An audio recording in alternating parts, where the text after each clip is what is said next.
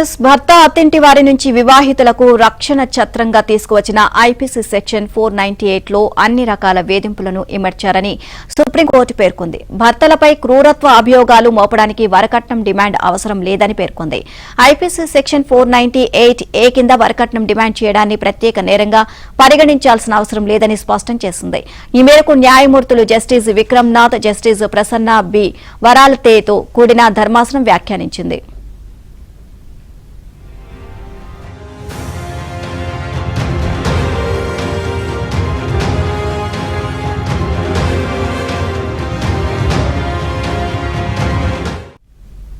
Section 498 కింద ఒక వ్యక్తితో సహా ఇతరులపై ఏపీ పోలీసులు కేసు నమోదు చేసి ఎఫ్ఐఆర్ కట్టారు. అయితే ఈ కేసును విచారించిన ఆంధ్రప్రదేశ్ హైకోర్టు సదరు వ్యక్తి ఇతరులపై నమోదైన అభియోగాలు సెక్షన్ 498 లో పేర్కొన్న క్రూరత్వం కిందకు రాబోవు అని వారు వరకట్నం డిమాండ్ చేసినట్లు స్పష్టం కాలేదని పేర్కొంది. ఈ నేపథ్యంలో ఎఫ్ఐఆర్ ను కొట్టివేసింది. అనంతరం ఈ కేసు సుప్రీంకోర్టుకు చేరింది.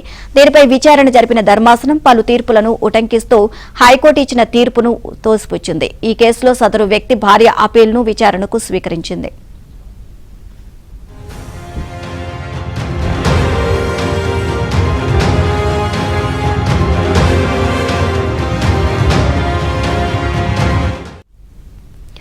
ఐపీసీ సెక్షన్ 498 లోనే క్రూరత్వ చర్యలు ఇమిడి ఉన్నాయని, భర్త అత్తమామలపై ఈ సెక్షన్ ను అమలు చేయడానికి అదనంగా వరకట్నం డిమాండ్ను జోడించాల్సిన అవసరం లేదని తేల్చి చెప్పింది. భార్యలపై జరిగే క్రూరత్వం ఏ రూపంలో ఉన్నా అది 498 సెక్షన్ కింద శిక్షార్హమైందేనని పేర్కొంది. సెక్షన్ 498 బి క్లాజులలో అంశాలు ఎలాంటి వేధింపులకైనా వర్తిస్తాయని స్పష్టం చేసింది.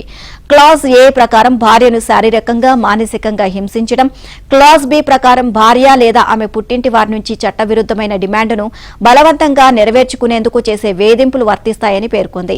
ఈ నేపథ్యంలో సెక్షన్ 498 ను ప్రవేశపెట్టిన సందర్భంగా పార్లమెంటులో చేసిన ప్రకటనను కూడా సుప్రీంకోర్టు ప్రస్తావించింది.